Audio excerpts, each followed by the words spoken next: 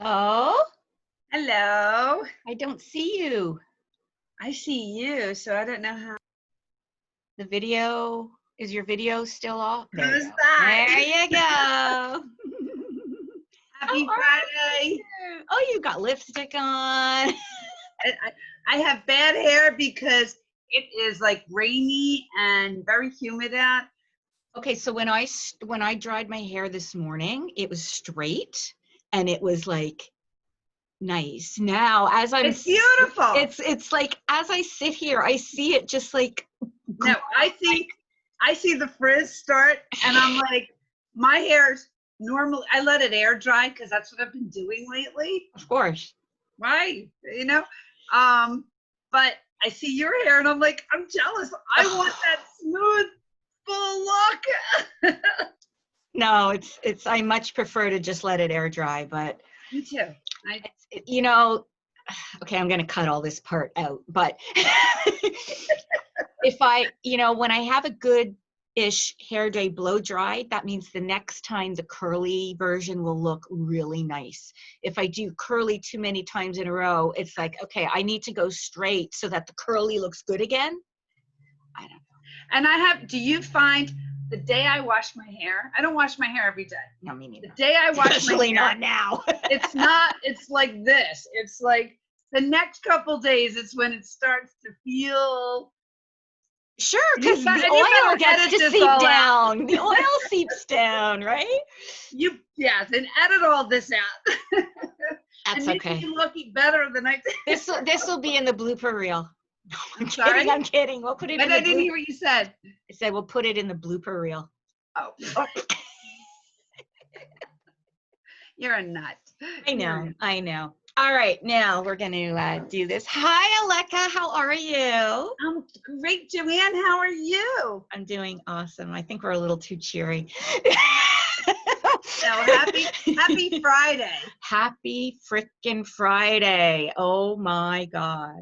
How has your week been? What were you ravaged by the storm or impacted by the storm? I know a lot of people were out of power. The plant was impacted. We lost power and internet for a day. And by luck got it back by like 4 o'clock that day. Roads were flooded and there was debris, but you know what? It could be worse. For sure.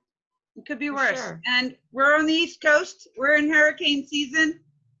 Go figure. Well, we're on the East Coast too. We're just a little bit north of you, but we got some pretty torrential rains. Our pool was like just so close to being completely full. Oh yeah. Yeah. So yeah, fun times. Crazy. Good. So you've been running this poll about color. Yeah.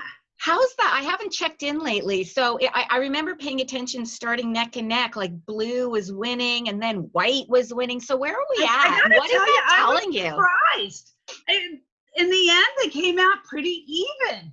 And I thought it was going to be, I thought color was going to win out. Sure. I really thought, because maybe it's me transferring my own beliefs.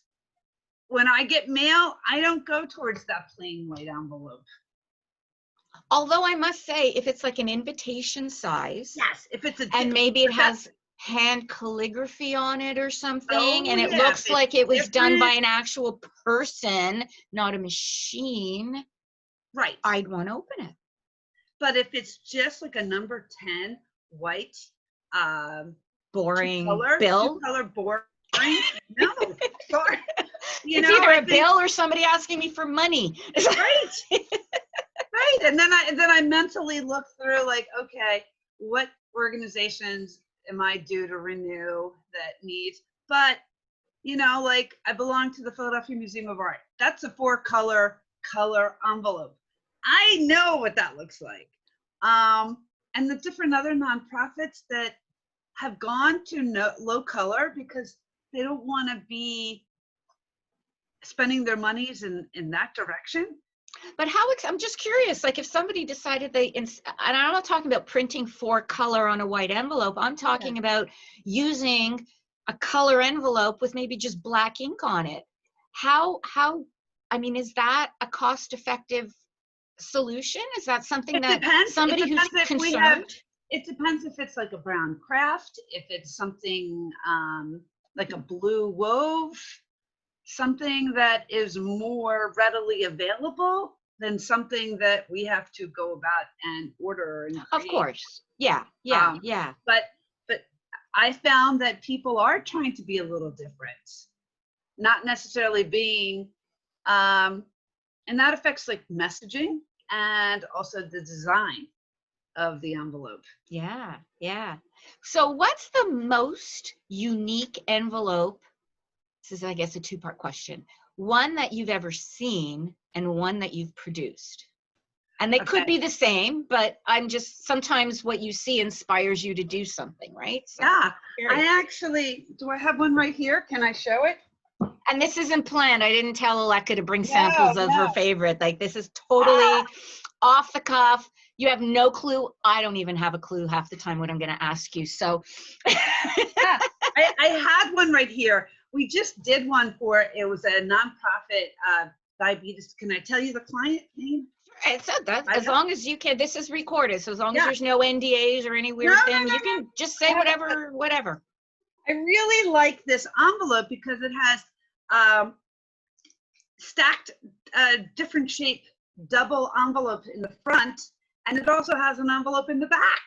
Oh my! So and it's a colored envelope, and I should have been prepared. I have my samples, my fun samples drawer next to me, and I usually look at it because it would definitely catch my attention, and it brings, you know, when you have the different envelopes that appeal to your senses, color-wise it appeals to my senses, the window appeals to my senses, touch perspective it appealed to my senses, and it made me think about the cause, and it made me think, yeah, I want to give to this. This is capturing my attention. This is a good feel and look. So yeah, we produced it, and it's a different kind of envelope, and if anybody's interested in looking at it, reach out to me and I will send it out to you. Yeah, no, that's cool. I'd love to see it. You touched on something about the senses, and it's interesting because I talk to a lot of people, especially a lot of digital marketers, who are like, print, like who uses print anymore? And then I have to go into this whole education of, well, print isn't what you thought it was. It's not business cards and letterheads anymore. It's an extension of your digital journey into a more tangible world. And it enables you to take that digital experience and layer on all those other senses. You can touch it. You can see it, touch it. You can smell it too. Especially depending on the press that it's printed on, you can absolutely smell the ink, smell the varnishes, right? You can feel it. You can play with it. Decompose it. Yeah. And that and the thing that matters is because this studies have shown, and I have the data somewhere, but that it's called haptic memory, and that is the memory of touch. Yeah. So when you touch something, you remember it. So if you go into, let's say, and again, you're in the US, I'm in Canada, it's slightly different, but you go to the liquor store and you see all those awesome packages now that whereas before it just used to be like bottles and boxes. Right. But now there's so many textures and depth and shapes and crystals and almost artwork. And like the box itself becomes a keepsake, not just the bottle anymore. Sure. So how is that being translated into your world? As you said, the touch of the envelope. What other ways are envelopes today using that sense of touch? Sure. It's studies also have shown that the more interactive you are with the kit and the piece, the more you're prone to engage, and the brand is going to stand out. So if we're doing any sort of like a remittance envelope where you go through it and you detach a portion of it that you remit, for the lack of a better word, the more you're interacting with it, the more you're touching it, and you're being one with it, not to sound corny. Yeah, no, it's absolutely true. I mean, you hit the nail on the head from transaction where it's essential communications like bill payments and utility. I mean, that's essential communications that goes out in the mail. I'm not sure how much that, that has changed a little bit since COVID. But then there's also the donations and not-for-profits, and they're looking for money as well. And then, if I may show you this Yeah. particular envelope. I don't know if you can see it. Ooh. It's appealing to me in many ways. A gift for you. Yeah. Wow. The prettiness, the colors, the gardens. Most of us are on some sort of lockdown these days, and they're playing. We're in our gardens. We're doing things outdoors. This makes me enjoy it. Yes. Yeah. So messaging also makes me want to interact. So and I have a size of it. And yes. It's different. So here's a strange question, and I don't want to put you on the spot, but I might be putting you on the spot. I'll tell you if you are. You're good like that. COVID. Mm-hmm. Envelopes. You lick the envelope to seal it. Now somebody gets that envelope. Have you heard anybody concerned about opening an envelope that somebody might have licked? Am I going crazy? Like, is that a concern? You're not, because some clients are asking me for a seal, like the peel ones? Peel and stick, yeah. I'm not getting much of that. I'm hearing a lot of, what if something is on the envelope and it gets in the mailbox, and can I get COVID that way? I've been part of webinars and groups where people let it sit in their mailbox for a couple of days, and then you get into the idea of informed delivery. People signing up for informed delivery, where you can actually preview what you're getting in your mailbox. We don't have that in Canada yet. So in the United States, USPS, the informed delivery is one of the programs. Oh yeah, it's awesome. It's awesome. You get discounts. Absolutely. Oh, I'm on all of these. So I'm part of the Explore group, which is all about transaction and customer and high touch communication. And the different discount too. There's also a program from the USPS. We are envelope manufacturers, so we don't touch the client who's actually mailing, but the mailers should be gearing their clients to have a tactile kind of different touch kind of envelope, that if it's tactile and it proves that it's going in the mail, you can get a different type of discount for that. So so here's where I struggle, because you know this, you're passionate about it, I'm passionate about it, but you go to a lot, let's face it, a lot of agencies today don't think print. They just think digital. How can we, as leaders in our industry, better educate a new generation of digital marketers about the value of having something you can touch and feel and remember and play with and see? And how can we better get that across without saying print, because that's a dirty word? No, and it used to be. Mm-hmm. But more and more studies are showing that when you marry, it doesn't have to be one or the other. When you marry print and digital, call to action to drive them to a web, to drive them not in the retail store, because the retail experience is changing, but to drive them to a web experience. We want, since COVID, if you want to, I'm a half full kind of gal. Since COVID, we talked about this. Since COVID, print is definitely making a comeback. Even these the millennials and the Generation Xers, they want direct mail. People want to see it. So other than the like the charitable organizations and not-for-profits, commercial, who's using direct mail now? Okay, insurance. Mm-hmm. Hospitality's picking up because they're trying to resurface themselves.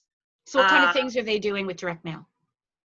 They're doing interactive, more like envelopes that have sort of like a peel apart, or envelopes come back to us. Right. And driving the message inside to go to like the website, to go to sign up, and email campaigns. Financial organizations are using it as well. And it's also too, I've noticed the images are altered. The images are used to reflect what's going on in our world right now. You don't see a gathering of a group. You get people more and more. You see people, for example, camping out with their families. Oh, that's big now. Recreational family. Did I send you the article that I did on family vacations and the impact on print, tourism, and travel industries? I'll send that to you. I will send that to you because I talk a lot about that. How people are changing the way they are vacationing this summer with their families. Or the way we're doing everything, because we're being safe. We're following the CDC guidelines. Events are being set where you are 6 feet apart, or in your own car, or in our own car, seeing drive-ins, movies in the middle of a parking lot of a shopping mall that's closed. Right? I am 10 minutes away from Wilmington, Delaware. I live on the Pennsylvania-Delaware border. They're having concerts. A venue hall is having concerts. You drive up,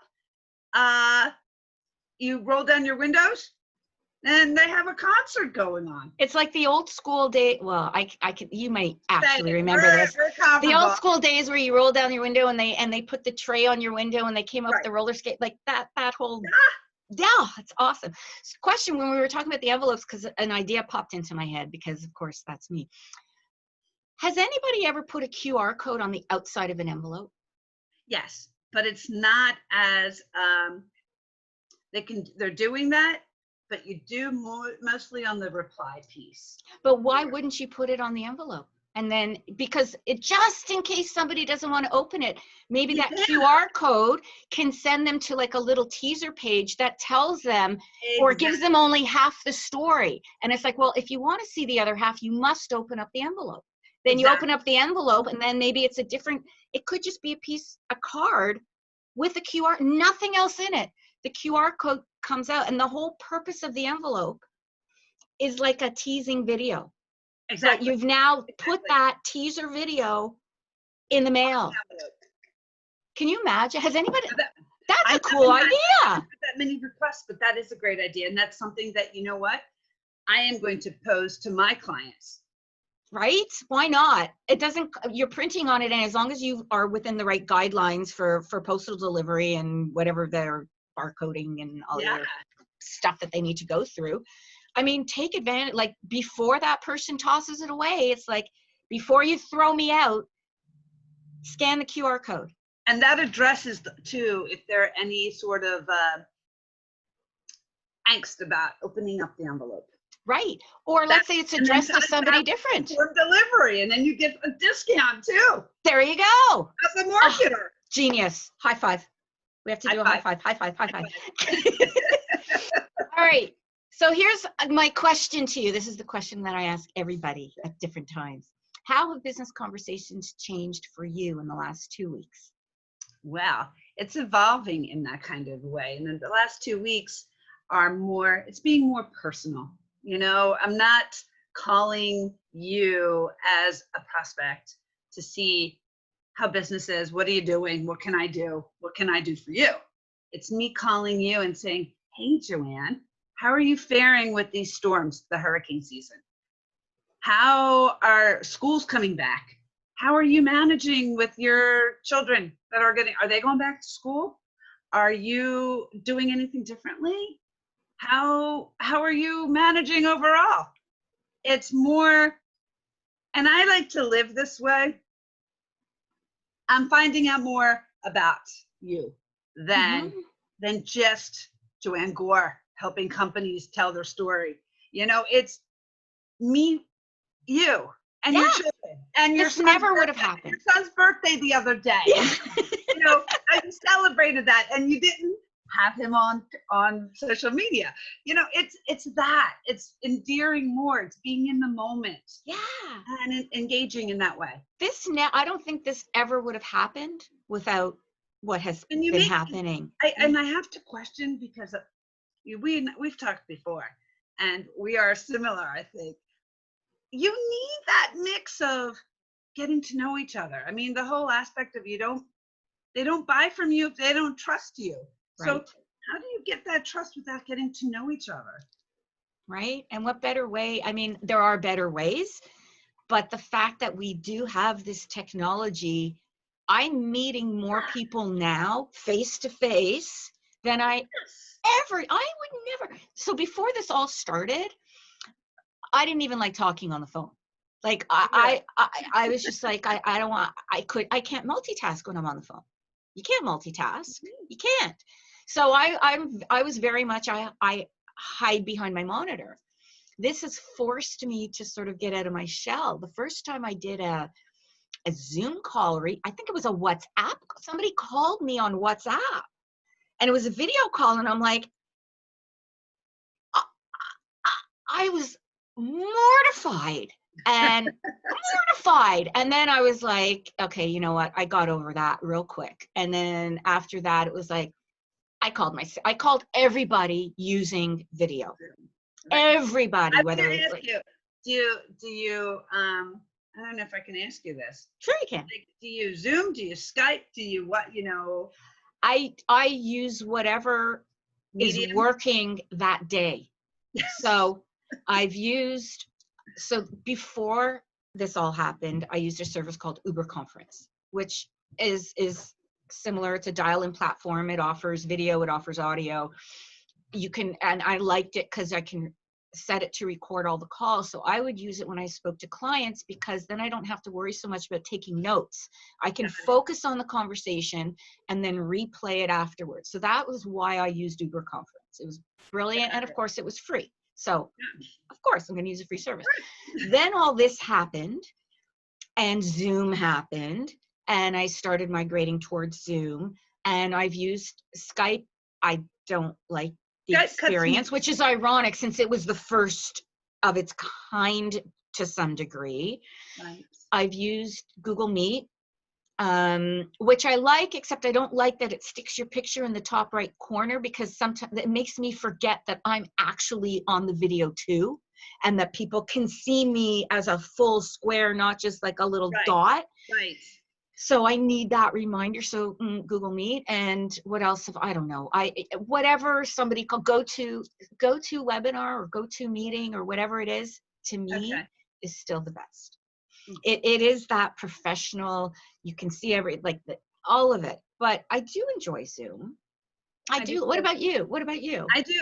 I enjoy Zoom the most. I have to tell you that because I've done WhatsApp, I've done Skype, I've done some others where it's for being telecom environment, it gets distracting when you start to pixel out, you know. Yeah. And are we okay? You know, and you're worried more about handling that than carrying on your message while the two of us are speaking. And I do like, this is going to sound going towards your question that you asked me earlier. I like the different backgrounds that we all have. Like, you have your professional one right now. I normally do, but I'm homey. I want us to get to know each other. You see my home office. You see my. I'll make it real for you. Hang on. I'll do this for a moment, and then I'm gonna have to put it back, or my team will shoot me. But there we go. There's the real. Now there you go. Right? You see. And I see some similarities that we have. Yeah, you see, like my bulletin board, I got like Trek up there, and your Star Trek. Pictures. Yeah, you know, I got my WW going because that's the other part of my life, my other world. So That's great. And then I tried to put up like a colorful something there just because it's just too much beige for me. I need color. Yeah. So it makes me, I don't know, I find color is cheery. That's why I promote the color. Yeah, Color. absolutely. Color, different You need sizes, different shapes, color. Yep.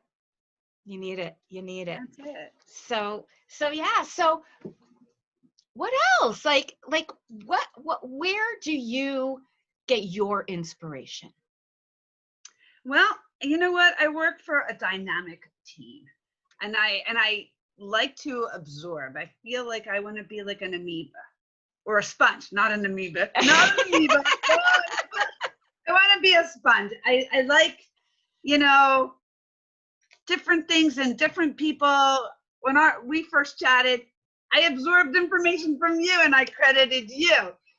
I like surrounding myself with innovative, smart, sharp, outside the box, though I hate that expression. I know. Ideas.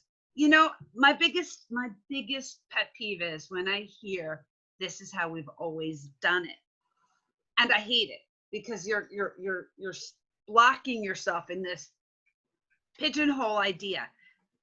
I want to try new things. And so how do you when somebody says this is how we've always done it, what's your answer to that? Because I know what mine is. Well, I look at you in the face and is it working for you? That's what I did. I'm like, and how's that working for you? Right. Is it working? Because if it's working great, then we really shouldn't be chatting. Don't mess with it. Don't mess with something that works. Exactly. But if you're looking to increase your return on involvement. Ooh. Oh, I like that one. That one's getting hashtagged return on involvement. Ooh, I wrote that. I even wrote that down. And can I tell you too, I love this opportunity. I belong to certain groups. I'm going to put my plugs in if I may. Absolutely. COVID-19 print. Love the girls who print. Why not? Why not? And you know what? The American Marketing Association. I love because we all hear the cliches about, oh, we're all in this together, or blah, blah, blah. Well, we're really not. We're in this storm together. Yes. But we're really not in the same boat. Mm-hmm. And it's our job as a community to help each other navigate and set sail, because together we're going to share ideas. We're going to help each other. There's plenty of work out there. Oh yeah. All the time. There's plenty of work. We need to band together. Keep printing. And I've talked to some professionals that aren't really, that think I'm not going to share information with you because I want it all. This isn't the time. Maybe this is a little wake-up call that we can't be too greedy. And we have our niche. We have our uniqueness of what we do. And that's where we share our ideas and we work collectively together to navigate. I love it. I love it. I love it. I was hearing stories of company. I was on a webinar just yesterday. Printers that ran out of power. They had no power and they had to outsource some jobs to their competition who stepped up and helped them. And that's what you've got to do. Like I 100% agree. It's we've trust. got, it's you trust. know what, there's enough that our industry was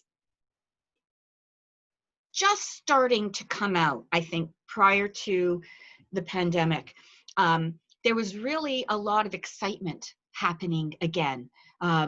We were starting to be recognized by the rest of the world as more than just ink on paper. When you looked at wide format and signage and packaging and where the growing market segments were and who was actually migrating. And then, the comeback of things like magazines and publications, but then COVID hit. Yeah. Now, the printers who were positioned and had these best practices in place and were set up prior to that's not to say they had it easy or continue to have it easy, but they were in a much better situation to pivot and shift their solutions and products than companies who, let's say, were a little less prepared, who maybe don't have a CRM, who maybe don't use any kind of automated workflow, who, you know, there's a lot of best practices that it's like, yeah, we know we need to do it, but to your point, we've always done it this way. So why can't we continue using an Excel spreadsheet? No disrespect to Excel, but it you know, after a while, it doesn't do what you need it to do. So hard enough for those now coming out of this or starting to come out of it. If you're still in that mindset of, you know, Band-Aid solutions and cobbling stuff together, I'm concerned that, you know, a year from now or 2 years from now, you're just not going to be around. You need but to now you have to learn, you have to look at proactive. Who's doing well? What are they doing? Let's learn from them. Let's work together. You guys are doing face shields and plexi wall things. We can do some direct mail and help get your message out for you. Help, you know what I mean? Like, there's so many different ways we can work together to help grow our community. And then we can go back to fighting each other. We collaborate. No. You know what? I'm a firm believer that this COVID, you know, it's a wake-up call on every level, from personal to professional. It's where no man is an island or woman is an island, and we need to collectively collaborate. I agree. And be open to these ideas, to trying new things. What's the worst that can happen? An idea can fail. And what happens then? We learn from that this isn't working. And we move on. Yeah, I keep saying that it's very rare that you have an opportunity to try, fail, and be forgiven for failing, because nobody knows what they're doing right now. So there's like this window to actually be brave, try new things, go on social media, try a direct mail, shoot a video. I showed my first video. I shot a video wearing a ponytail and a hoodie, because I was like, you know what, I've got to get out of it. I've got to get out of my comfort zone and just do it. And then once you do it, it's like, and especially direct mail, and it is an omni-channel world. Oh yeah. It's direct mail, again, marrying with digital is going to be the one that creates the best results. It's marketing 101, marketing mix. Yeah. So what about companies? What about companies who hear all this? They're like, yes, we know we need direct mail. We know we need to do this. We know we need to sort of do social selling on LinkedIn. We know we need to do all these things, but we're a small company. Like, we don't have the budgets. We don't have the manpower. We don't even know where to start. How can people like you, well, I know how I can help them, but how can you help somebody use direct mail? How can you make it so that they are not scared to try it? Because there's such a huge fear of direct mail. I think we talked about that too, right? It's the fear of print. It's the fear of production. Everything. It sounds complicated. It's like, it's intimidating to someone who's not used to it. It's intimidating. But when you talk to the people like us, we're professionals. We've been in the industry for too long. We won't. Years. Yeah. No, we won't. Combined, we've probably got what? Combined between us over a century? Yeah, easy. Easy. But trusting, talking to people, looking on LinkedIn, researching, helping, reach out, join a group, join a printing group. COVID-19 printing group has experts that we can take the pressure off you and make life easier. rely on your printer, rely on your direct market, rely on your expert. We are experts in our field, and we can guide you through the process. You don't have to worry about. I like to say, I want to make your job easier so that you can focus your worries on more pressing issues that affect your day-to-day work. Yeah. Oh, brilliant. I love it. Tell me about your earrings. I can't stop looking at them. They're little elephants. Oh, I love And they're them. purple. I like elephants. I love them. My mother collected elephants, and I don't have her anymore, but and her name was Ellie, and I used to call it Ellie Elephant. Oh. But I mean, I love her to pieces, but it was a Ellie the elephant. Oh, that's so sweet. I love it. I love it. And they're little things that we take baby steps during COVID, like we were talking about earlier, that make you feel like we are going to get through this. You just take little baby steps to make you feel better, and take little baby steps that turn into bigger baby steps to bigger steps. Yeah. We're gonna just get through it. We are. Oh, that's awesome. That's awesome. Final question. Sure. I feel like, I don't know. Should I be scared? No. No, I just want to know, like, we talk a little about where you get your inspiration and your perkiness, and what do you do when you're in your downtime? How do you decompress?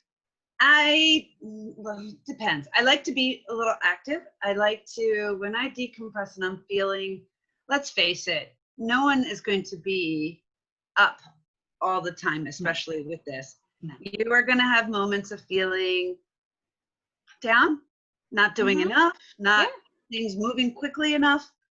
You take it one step at a time, and you surround yourself with those that you care about, that are going to, your network that's going to give you power boosts, like you, Joanne. Aww. Talking to you the other day after our Zoom meeting, you're going to find that others, it's a shared experience. Yeah. And the song that comes to mind, Lean on Me, just comes to mind because it's so true. Yeah. It's leaning on each other and helping each other and collaboratively talking things through and finding solutions, and being outside and gardening and baking banana bread and giving it to folks. Yeah. Yes, I've been baking a lot, and unfortunately I've been eating a lot of baking. I normally don't, but I do try and pawn it off on my kids. So that's great. That's love it. So I find that, you know, I like to bake, and I like to give it as gifts. Yeah. So when I see the expression, when I bake and I bring cookies into the office, and I see my colleagues and coworkers scarfing down these cookies, that makes me feel like it touches my heart. Yeah. I need to feed people. You need to help people and give. It's all about giving and giving and giving, and not taking, right? I think that's why we giving and being grateful and being sharing your abundance, because we all have gifts. We all have shit in our life, and we all have shit in our life that, you know, we play on what's good. Yes. That's it. Oh, I love it. What a great way to end. Thank you for spending this Friday with me. Oh my goodness. Thank you. What are you doing this weekend? What do you have planned for the weekend? Well, I have put off projects because that normally before COVID, I would say on a rainy day, I'm going to organize my photo bins, or I just don't want to be inside on a lovely day out. So I think I'm going to sit outside, enjoy the lovely weather if it's a lovely weekend, and work on building my PMS color on my pigment on my tan. Let's be clear for those, if you're not in the print industry, PMS means Pantone Matching System. PMS book. It's the color guide. I'm going to work on being, let's see, do I want to be more like a 471 Yeah. or a 470. Coded or uncoded? I have to tell you a funny story. Sure. Printing our clients, I had many a press check when a client would come in and I want to match this flesh tone. Well, it doesn't work that way. And you can't do that in CMYK, but that's another. You can't. It doesn't work. And that's when part of my expertise comes into play, where I'm able to tell my client, this is what has to come into play for us to get to this color. It has to be a mix of this and that. And it depends on the area of coverage. If we get to that, Yeah. So that's Yeah. the expertise. Oh, I love it. It's and again, like you said, everything is just all about learning and educating. Let's not take the fear out of it and make it fun and something that people want to try. They can, even if they don't like it, just try it. Right? You don't have to eat the whole buffet. Just take a little taste of it. Decide if you want to come back for more. It's our job as marketers to be educators, consultants. On the overall aspect, we're not printers. We're not this. We're not that. We are solutions providers. We're communicators. So we care. Yes. We're communicators. We don't sell print. No. We sell communications. And we're listeners, because if I'm listening to you and I'm hearing you have a major pain as to how to communicate the best effective medium to your clients and to your people, I'm going to come up and help you with that. I love it. I love it. So thank you. Thank you, my dear. Have an awesome weekend. We have to do virtual hugs. Hugs. All right, dear. I'll love you. Thank you. I'll send you that article. Thank you. Okay, have a good Friday. You too. Bye. Yes. Bye.